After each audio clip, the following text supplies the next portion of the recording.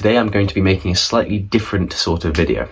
Rather than synthesizing a whole podcast or book, I'm going to be zooming in on a specific chapter of The 48 Laws of Power by Robert Greene, namely law number 42, how to get rid of bullies according to Robert Greene, is strike the shepherd and the sheep will scatter. So this is a full guide on how to get rid of a bully forever. Let's get right into it. So you've probably experienced within any single group.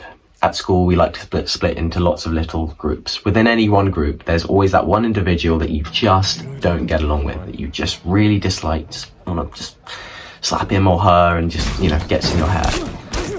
What Robert Greene suggests to do is to act before he or she spreads his or her unpleasantness onto the rest of the group and influences the rest of the group, putting you in a situation where you want to be part of the group, but you can't be because of this person. You want to be part of the group, you're friends with everyone else in the group, but not that one individual that's spreading their unpleasantness and cruelty, perhaps at your expense, maybe taking the mick out of you specifically, and then the rest of the group follows like sheep, like a flock of sheep to that shepherd, in terms of whatever it is that they're taking the mick out of you for. Robert Greene says to act before that spreads. Now, how do we do that acting? So, the first step of this acting is to recognize their overbearing, unpleasant nature. This is fairly easy to do. Just recognize the fact that they have influence over the group, or they might have a lot of influence over the group if you allow them to carry on, and that they're just really unpleasant, nasty people. Okay, they're a nasty individual. Once you've spotted them, do not try to reform, appease, change them in any which way. Don't try and convince them to do a certain thing or to become a certain person or like you or whatever. Don't try and get along with them. Don't try and change them in any which way. Okay, that will only make things worse for you. And don't directly attack them either. That can be something that you might want to do, like directly just go all out and just go, confront them, call them out, say you're an asshole, you're this, you're that, I don't like you, whatever it may be. Do not do that, because they will go underground, convincing the rest of the group to not like you, to exclude you from the rest of the group. And remember, you're friends with the rest of the group. The rest of the group you like, okay? But you're worried about this individual because they can influence the rest of the group in such a way that the whole group excludes you because they prefer that individual over you, when in actual fact, you're the nice person and they're the unpleasant person, okay? So don't try and change them. Don't try and get along with them, appease them, whatever it may be. But also, don't directly confront them, because they will work underground, do their little side hustles, convincing each one of the group to dislike you as well. So don't do those things. Here's what you do, according to Robert Greene. You do as the Athenians did. You banish them before it's too late. You exclude them from the group. You find ways of creating a us versus them being him, that guy or that girl that's just really annoying and just you do not like, okay? So you create an environment where it might be making jokes, it might be saying small little things, it might be just bringing into the fact that this person is really nasty and is selfish and only thinks about and cares about themselves. You banish them from the group. You do the convincing. You convince the group that this person is unpleasant and shouldn't be a part of your group. It should be excluded before they pop right into the eye of the whirlpool and cause damage. So, in the words of Robert Greene, lure the person away, for once he is absent, his powers will lose their effect, his or her powers. Isolation can be physical banishment, political narrowing-based support, psychological alienating through slander and insinuation. He says, cancer begins with a single cell. Exercise it before it spreads. Okay, that's quite a, vivid, bleak comparison, comparing this bully, this unpleasant person with cancer. But his point is, get on it before it spreads. Don't sit back, don't take a back seat, don't go, oh, it'll all be fine in the end. The group will realize he or she is really nasty. They won't, okay? And I can tell you from personal experience, it doesn't work. You need to act before the cancer spreads. Now, this is another really interesting point. Bear with me.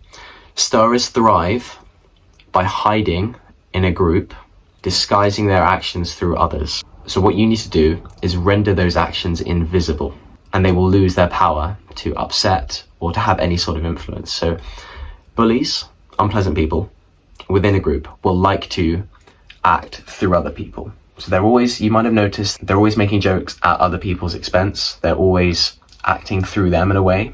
So never talking necessarily about themselves, but always commenting on what other people are doing and how, oh, she embarrassed herself, or he embarrassed herself, or he did that, she did that. he didn't know this problem, she didn't know this problem. Oh, it was so funny when he or she... They will never talk about themselves or any personal anecdotal experiences. It will always be through other people. They act through the group to influence the group, okay? So what you need to do is render those actions, and I quote here, render those actions invisible. Take away the power of those actions by rendering them invisible. Now, how exactly do you do that? Robert doesn't exactly explain. It obviously depends on the circumstance, the situation, but having an awareness of that will help you take action and stop the cancer from spreading. It's quite a bleak one, but it's quite a good way of really affirming it in your brain, taking action, not sitting back, getting on it, okay? Get on it. These are unpleasant people. You don't want them in your group. You like everyone else in the group. You don't want them to infect the group. So don't allow them to by rendering their actions invisible. Call them out on it. Not explicitly, because obviously you don't want to alienate them, and then they'll work underground, as Robert said, to alienate you. So you don't want to create that direct conflict, but call them out. In a sense, in a joking manner, in a way that makes the rest of the group laugh. So say, oh, you got any experiences of your own? I mean, I can't come up, it's difficult to come up with things on the spot, but just be aware of the fact that they are acting through the actions of other people. They're not exposing themselves. They're just always talking and digging into other people, okay? That's the nature of these unpleasant guys or girls that infest groups at schools, universities, high schools, so on and so forth. I'm now going to read you a section from page 364, the 48 Laws of Power. I've got it right in front of me, from Mao Sung, this man Mao Sung, and what he did. The most effective form of isolation is somehow to separate your victims from their power base. When Mao Sung, I think that's Mao Zedong, apologies for the pronunciation, wanted to eliminate an enemy in the ruling elite, he did not confront the person directly. He silently and stealthily worked to isolate the man, divide his allies, and turn them away from him, shrink his support.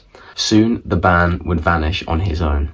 So again, what you're doing is you're taking away the power of his or her actions. He wants to act through the group, or she wants to act through the group. You don't allow that. You take away that power. And another bit, a nice little image on page 365 of this book, if you want to read it.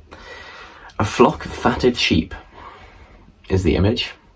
Do not waste precious time trying to steal a sheep or two. Do not risk life and limb by setting upon the dogs that guard the flock. Aim at the shepherd.